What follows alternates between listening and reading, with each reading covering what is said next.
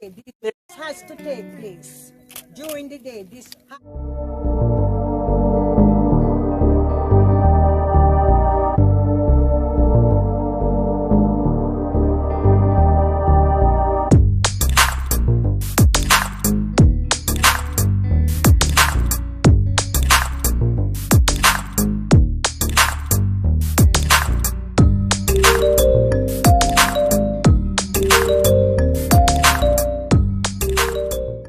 Blessings, everyone. Welcome to Mr. and Mrs. Gold's YouTube channel, M&MG. I am Mrs. Gold, and there are several persons shot during a Maroon festival in Accompong yesterday in Jamaica, and I wanted to talk about this subject. And man, sometimes I don't really talk about certain news unless it really touches me away, and this did. And I thought it was only fair. One thing I don't like is when people do sloppy reporting. So I thought it was fair to, as a vlogger, to do a full circle. So I'm going to show a video with a warning, then a video with some people saying some stuff about what's going to happen with the event, and then read the article to you and share some comments, and then let you guys know my opinion about the whole thing and try to get some opinion from you guys. What do you guys think about this? You know, it's a real controversial issue, so let's begin. Elizabeth Police that members of the Accompong Maroon community are desirous of hosting their annual celebration on January 6, 2022. This celebration is normally attended by a large number of people. The Maroon community is to be reminded that the Management Act, Order Number 12, which is currently in force and which expires on January 13, prohibits gatherings in public place in excess of 10 persons at a time.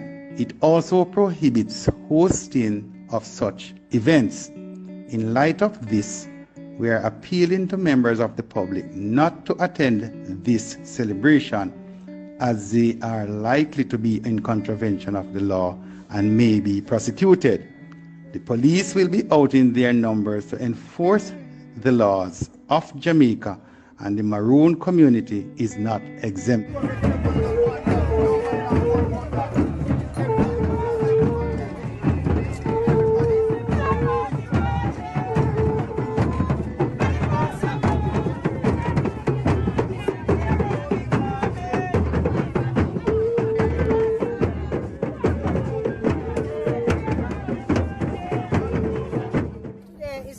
Celebration, which we celebrated their old ancestors about 3 miles from here.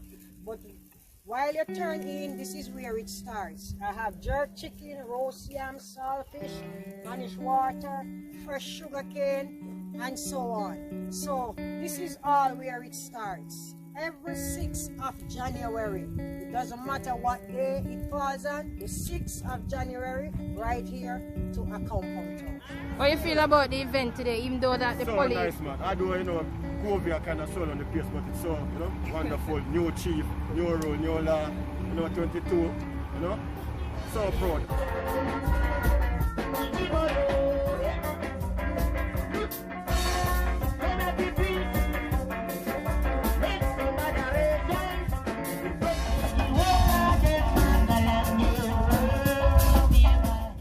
Come to Jamaica specifically for the Accompong celebrations? Yes. Why did you think it was so important for you to be here? Last year we were here because the reason why as I said last year, we read it in the book when we were small, and we found out that some of our brethren are here. So when we heard that, he said no matter what, we will come and see them. So last year we were here, we enjoyed, we give the history of a little history about how Jamaica came, the name Jamaica came, and at the same time we give a history about some of the ancestors that came here before. So this year is very important for us to come and help and build our heritage and are brethren together because we are one. I know him since 1986, and we became brothers and we moved together. So when we heard about this, we decided in our heart to come and see our brothers and sisters here. We saw what happened last year, so you want to be part of the new king coming to see what's going to be part of the history. Having a new camel, you want to be part here to support him. What's your impression of the young Colonel? Oh, the young Colonel, I saw him the way I saw him in an interview on the video. I was very impressed with what was his vision. Because sometimes change is hard. Because what I can say is the people has to help him to lift it up, to get together. No matter what, they have to help together so that they can help him to push him back.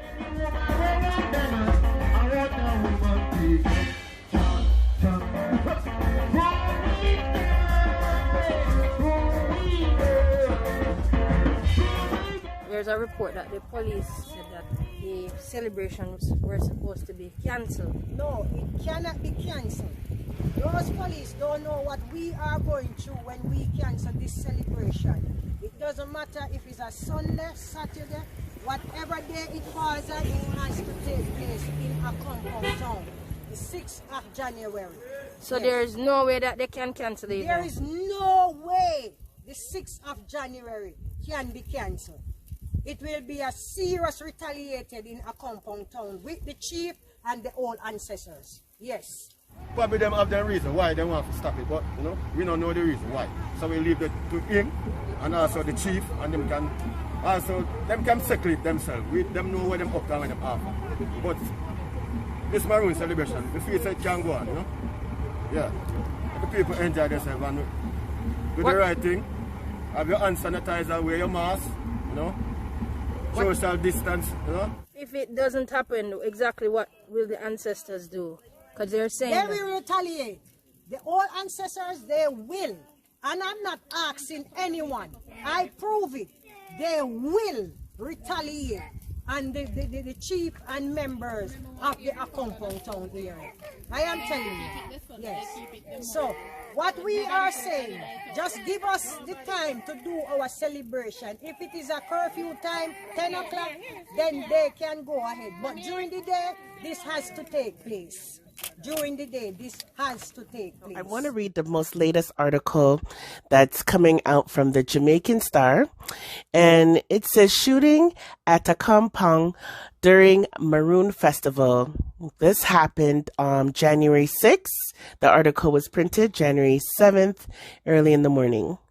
At least 3 persons, one as young as 12 years old, rest in peace to everyone, were shot and injured following a dispute at an annual Accompong Maroon Festival in St. Elizabeth late Thursday. The incident reportedly took place sometime after 9 p.m. Quote, there was a shooting. Multiple people got shot.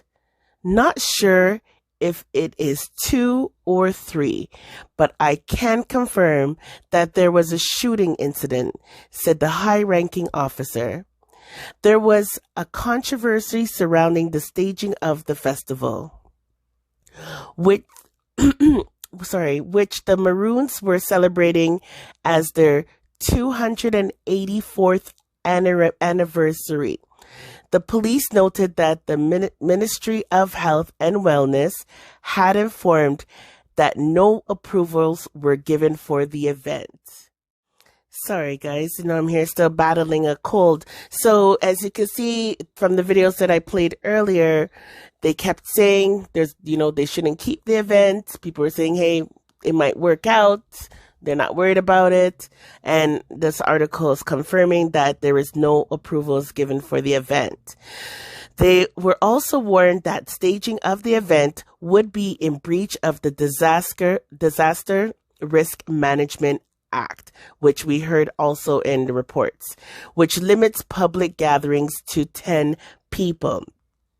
So in Canada, we have these rules as well. We have actually got more restricted. I have to see the latest ones. We had 10 people just for homes right before Christmas, and I think it's probably less than that now, if any at all. So restrictions during these times is common around the world. We're dealing with a new variant, Omicron, and it's really contagious, spreads very easily, vaccinated or not vaccinated. If you're not vaccinated, it will do more harm to you than the people who are vaccinated. So there's reasons why there's restrictions overall. And people need to get permits to, no matter where you are around the world, for major events. But of course, we know many people feel the need not to. But when it comes to these people who are celebrating their history, they believe they have their own right. It's their land to do as they please, and they don't believe they abide by the same laws as the regular Jamaican citizens. So that's one of the controversies. The article continues to say, however, Curry, who is the Maroon chief, informed his followers on Instagram that the event would go on. In addressing the issue, sorry guys, I'm still sick, he compared the event to the pilgrimage to Mecca done by the Muslims annually. So, you know, that happens every year. You guys can Google it. It's something that is meaningful, spiritual, important to the culture. So basically, Curry's saying, you know, it's not like it's a dance or it's a party. This is something that is meaningful to us. It's important for us to remember our history. It's an annual remembrance, right? You know, in America and Canada, we have our remembrance days where we remember our heroes and so forth. This is something that's special to them, right? So Curry argued that their spiritual and traditional rituals have ancestral ties with the marking of the Maroon New Year on January 6th. So basically, it's not like something that you can say, hey, let's do this 2 months later. January 6th, it has to be done. It means more to us, which you've seen in the earlier videos, how excited people get around this time. This is a religious duty to our Maroons to honor our ancestors and to show the way forward for the born and the unborn. This is our way of life, he stated in the Instagram post. To get really good details about what happened, I had to turn to social media because the major newspapers are just very vague. Nationwide 90 FM said about 8 p.m. a policeman attached to the narcotics division of Jamaica force, he saw two men in an altercation and attempted to break them up. He then was received resistance, so basically no one wanted to stop. It resulted in the men allegedly throwing a bottle in the policeman's direction, hitting him on the forehead. It is understood that the policeman then discharged his firearm in self-defense. So some of the comments I want to read, get some feedback from you guys on these comments. Some people thought it was very sad. Some people said, Father God, help these people. Some people are saying this is why I stay in my yard. But this is the juicy parts now. Large gatherings are banned in Jamaica. The police advised that no gatherings should be permitted, but they went ahead and did their thing. No consequences. Seems like Maroon Town is not a part of Jamaica, which they don't consider themselves. They believe they have their own rules and own laws, which is something that's common here in Canada as well. If you're in the Native community, Aboriginal community, if you're in Ottawa, which is our capital city, they have different rules than the rest of Canada. If you're in Washington, D.C., it's different. So there's a lot of places around the world that actually have Indigenous people who think that way as well. That's common. Then somebody else said, there seems to be a targeted attack on the Maroon community. And here we have the mining of the corrupt country. the Connect will fly over a lot of your heads, okay? It flew over mine. But if you guys know, let me know. Then this one person said, curry na going good. Me nah lie, him a get too cocky. Big old dirty pandemic and him keep big event. Really? So COVID can go through Marine Town? Kiss me teeth. The one quiet, hardly in the news town is now in the news every minute. Well, obviously this person's exaggerating, but I totally understand what he's saying. But in a way, it's kind of good that they're in the news every minute because they're actually bringing some attention, sometimes in a good way, to the culture. There's a lot of things I didn't know, and many people didn't know if it wasn't for all that attention going to them. Then somebody said here, if only people would read and understand. It's clear that the policeman was a part of the Maroon community and was a part of the event. It is clear that the man didn't just go trouble someone to start a problem. I guess no one saw the part that said he went to deal with an altercation between the two persons in the squabble. Now, I thought that comment was definitely important to highlight because it's not like the police necessarily went there to stop the event, according to this report. But that's why I think Jamaican Star and Gleaner stayed away from details because they don't know who this information's coming from. But Nationwide no ramp for report that. But they would seem like the police was already on the scene and he was trying to do security or whatever and got involved instead of it being like the police came to shut down. And then I guess if you're going to charge or make, because if the police could get in trouble too, if they were there playing the role of security and not going by the law, then they're going to have to put that charge for breaching that, what do they call that act again? The Disaster Act, that they're keeping parties late at night or keeping the event without permission. So, I can see why the charge was brought about, but if the police were working or doing security, then they would be at fault as well. So my overall opinion about this whole thing is, I find it all disturbing. I understand the importance of the culture. In the daytime, it looked like everything was good and then that was going in. So to me, it looks like a daytime event was good enough. But I don't understand the culture, that what's important to them that they might have to do at night. Maybe there's rituals they said that they do, and it might require them to do the rituals at a certain time of the day. So I understand, like, we can't really go and tell Aboriginals what to do also here in Canada when it comes to their sacred thing. But at the end of the day, too, we're dealing with a pandemic. But as you can see in the videos that I showed, the people were wearing their masks. They believed in sanitation. And out of all the events that I saw in Jamaica, they were actually the safest. So either way, some people felt the cop was not wrong. I think at the end of the day, there should have been no firearm drawn. I understand there's self-defense. If he had to defend himself, totally understand. But the amount of shots for, I don't know if that was necessary. I'm not in that situation to know. I wish it could have been dealt with another way. Sorry for everyone who got injured or anyone who lost someone from this event. But it's really controversial. Like, should the government interfere in their events? Should they leave the people them alone? Or because it's a pandemic, public interest plays. But if they're in their own community, they're not really mixing with people. So, it was really bothering me this morning, so I thought I'd try to talk about it. Anyways, you guys, let me know what you guys think. And we'll elaborate on this more once I get more information, even on our next live next week. All right. Respect. Have a great day. Remember to like, subscribe, and share. Bless.